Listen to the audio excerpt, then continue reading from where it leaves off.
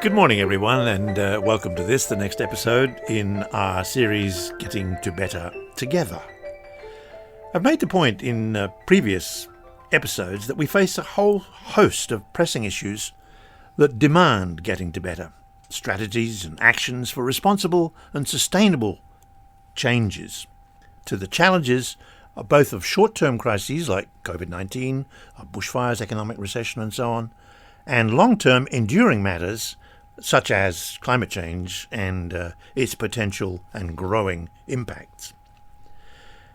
And I've emphasised the need for governments at all levels, that private sector, institutions, communities and we citizens alike all need to work together if these issues are to be addressed in all of their horrifying complexity. The big question is how? And this is a theme that I'll be following with my guest today, Tammy Harriott. Morning, Tammy. Good morning, Richard. Tammy is the inspiration for and the General Manager of the Centre for International Development, Social Entrepreneurship and Leadership, CIDSL, which is the sponsor of this podcast of Getting to Better Together. So let me start with my first question to Tammy, obviously. What was your motivation in proposing and initiating this podcast of Getting to Better Together? So, Richard, firstly, I don't want to take credit for being the inspiration. I think it was a collective inspiration. And it really was founded on the concept of a more deliberative democracy that we live in. And we enjoy that within the center every day. And we wanted to share that with the public. I think that, we always have to challenge ourselves in the way in which we engage with our communities. And this was one of the ideas. This is one of the things that we thought we could do. And I'm going to be selfish in saying that there's also a bit of legacy behind this for me.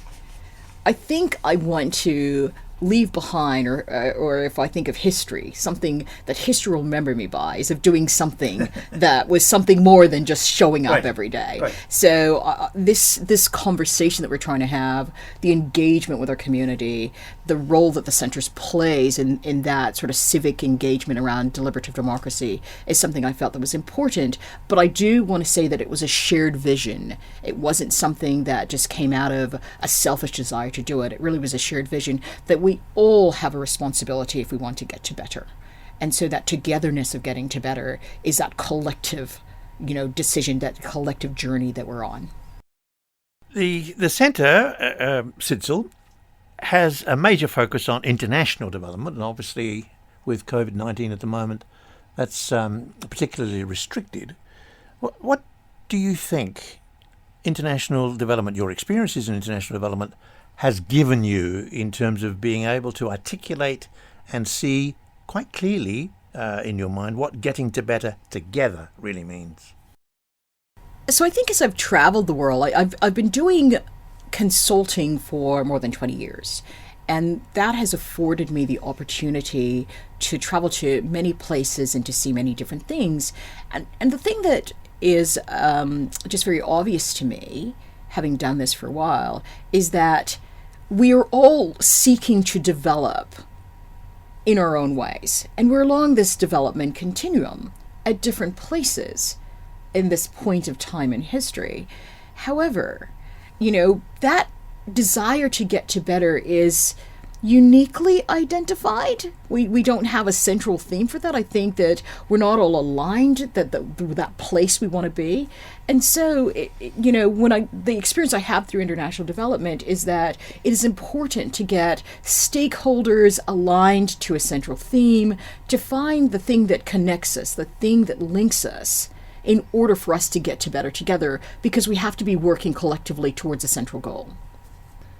Yeah, that's interesting, isn't it? I mean, the word development's got an unfortunate, what do we call it, baggage in terms of particularly local effects of people draining wetlands to build buildings and put high-rises on beaches and so on. I like the definition of the Indian economist Amartya Sen, who says that development is the freedom of individuals to do things that one has reason to value. And that strikes me as a sort of ethical statement.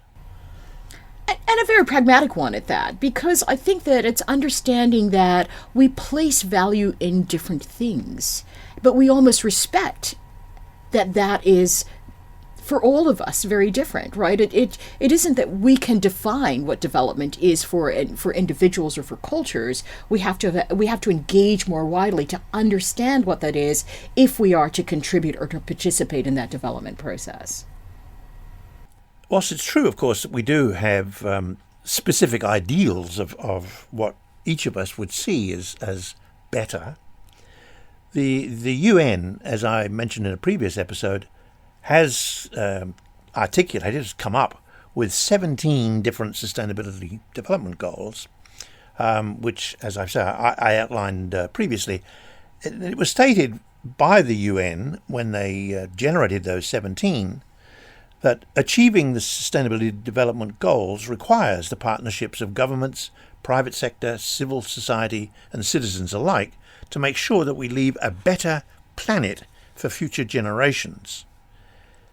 What does that mean, do you think, for you as an individual? How would you contribute as an individual? So I have to start with that I think that the 17 goals are sort of a framework for understanding the development priorities. And I think that's a very good starting place. When we look at the collective discussions around these development goals, it's really articulating that if we want to develop sustainably, we have to keep all of these priorities top of mind, and it is a contribution made by different stakeholder groups in that process. It can't be one at the disadvantage of the other. So we must come together for those investment priorities to be addressed. What it doesn't articulate as well is the how. And I think that's where a lot of people get sort of undone with, well, what do I do? Well, the first thing we have to do is recognize that both government, the private sector, and civil society must come together, which means that we have to engage in the process of development. We can't simply deliver development. On an individual level, what that means to me is I have to be hyper-conscious that the activities that I do will have an impact on others. And I need to understand that how that impact is going to be translated for those people. So I must bring them into the conversation, early discussion, not just simply forge ahead with what I think is best. CISL, of course, is a unit within the University of the Sunshine Coast. What role do you see universities playing in this particular dialogue, this communication, this discourse? Well, I think universities play a very important role. One of the things that we have behind us is the ability to have this, the research-informed portion of it. We're very analytical and evaluative about the things that we do. We can create the tools that can be more diagnostic in terms of what we're doing, but also engaging communities in the conversation. I think we play a role as a mediator of sorts, which I think that at the moment when I look at the role that our department plays, so CIDSL, I would like to shift us from the implementation to more of the early discussions on investment, because I believe without influence at that stage, we get locked into something that we will do well, but we can contribute a whole lot better if we had early engagement. So I think that universities can look at, like departments like us, to look at how we get involved and the stage that we get involved in development. Because the early stage discussions for me are a very important part to ensure that the development priorities are achieved in a manner in which it meets the requirements of the stakeholders, or all the stakeholders are considered, so that the value that's placed on development can be experienced by those stakeholder groups. Yes, I'm always a bit hesitant, I guess, as an academic myself for 50 odd years, that I'm not sure our impact has been anywhere near as important as it could be or should be. And I'm thinking about the Sustainability Development Goals from that perspective. Far too many people, it seems to me, I guess don't deny that climate is changing, but certainly deny that we have to change the way we live quite dramatically if we are to, quote the United Nations, to take urgent action to control climate change and its impacts. Why do you think that's so? Why have we been so loath to speak out, as it were?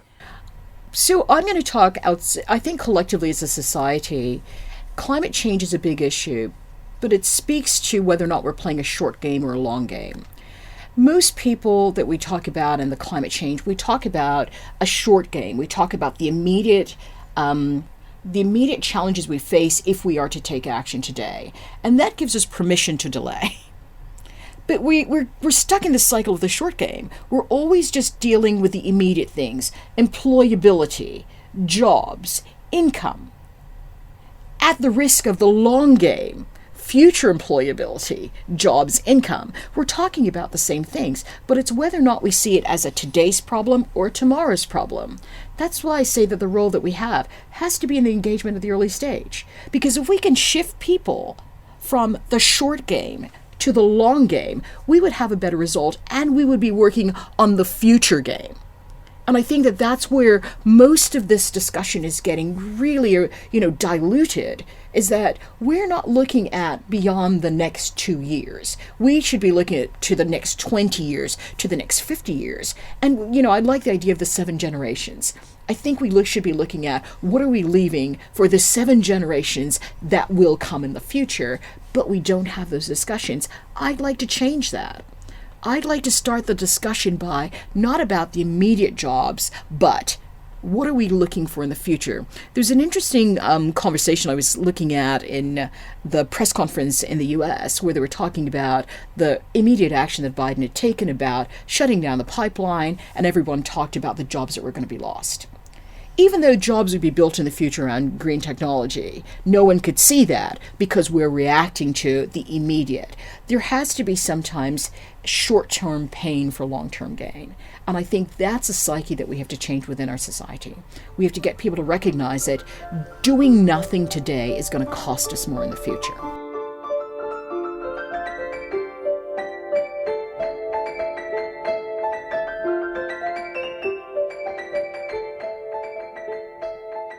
When we talk about long-term and short-term, one of the issues that immediately raises itself and flies flags, if you will, in my mind, is the issue of government. And governments in this country in particular think very much in the short term. What would your comment be that democratic forms of government are essential in getting together? I think everything works great in theory. I think in practice, what we see is that there are different things that are required for different stages, and different stages of development, and different stages of political understanding or civic duty. So it is not that, I don't think that we can preference one over the other. I think that we have to look at the relevance of how we implement what is necessary to get to that together, to the better, and what that means on a local level or in the cultures that we talk about. To say that there is one right answer probably is a bit arrogant, if not naive.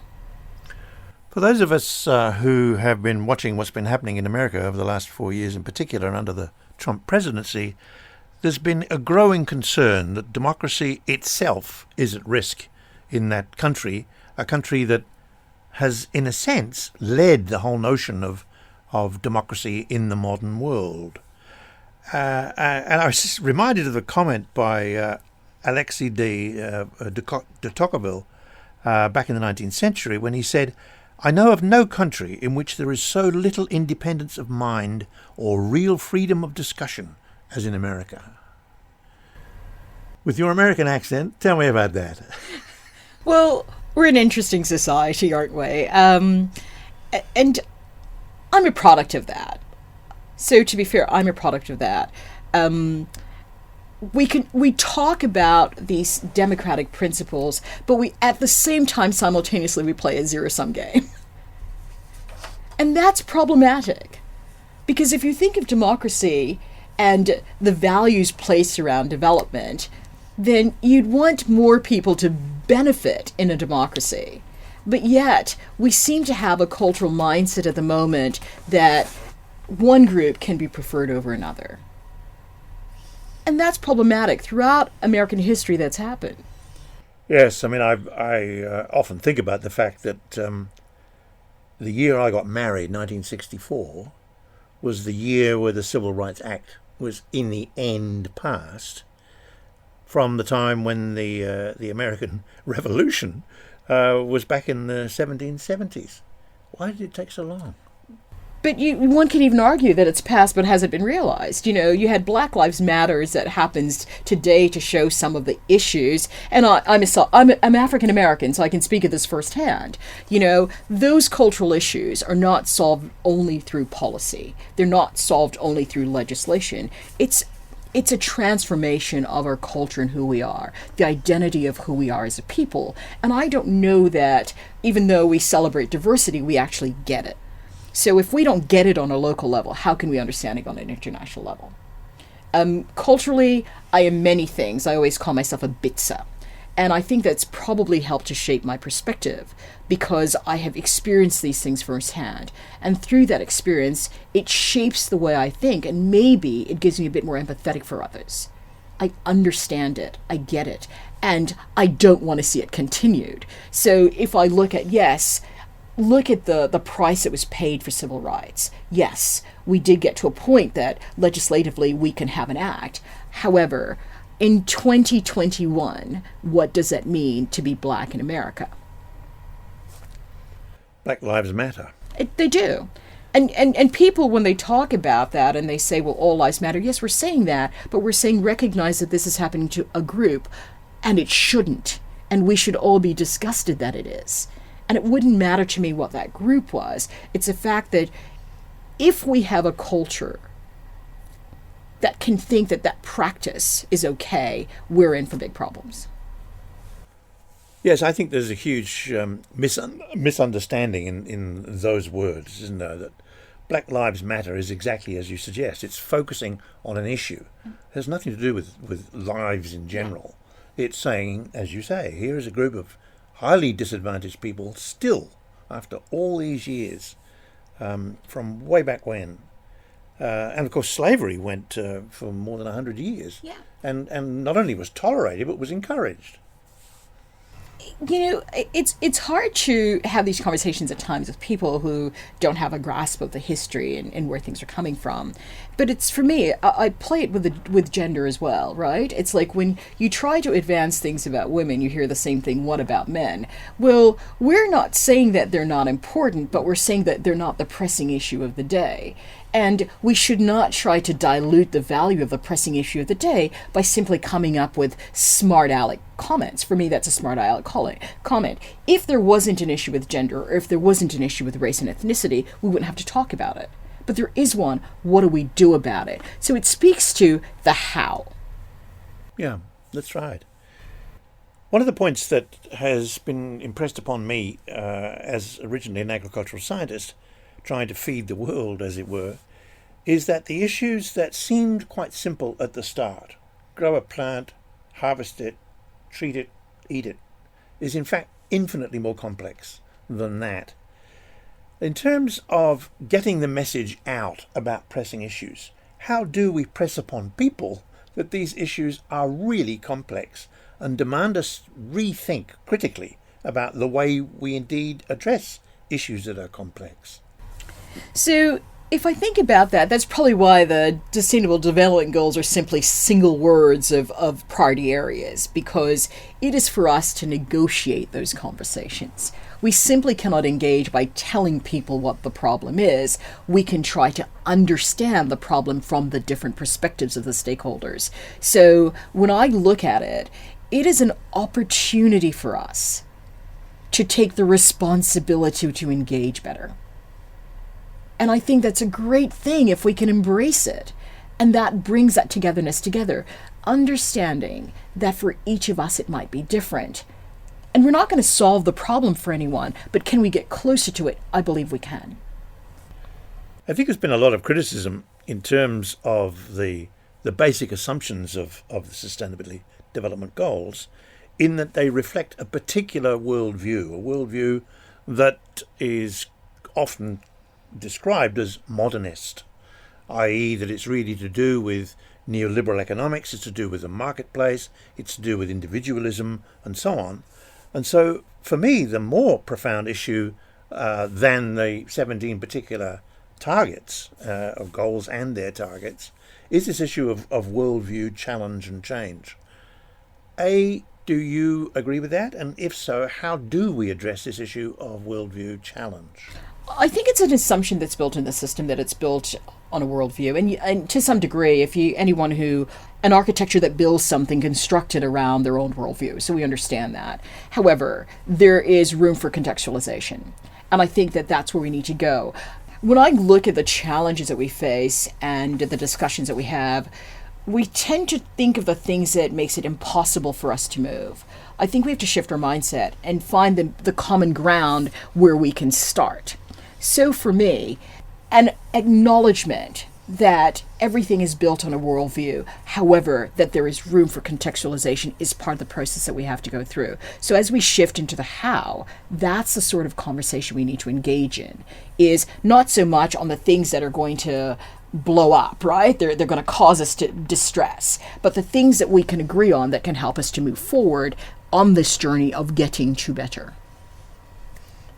Let me end this fascinating conversation with a quote from Aidan Davison, who is an Australian philosopher, very interested, profoundly obsessed, one might even say, by issues to do with environmentalism and with climate change, with sustainability and so on.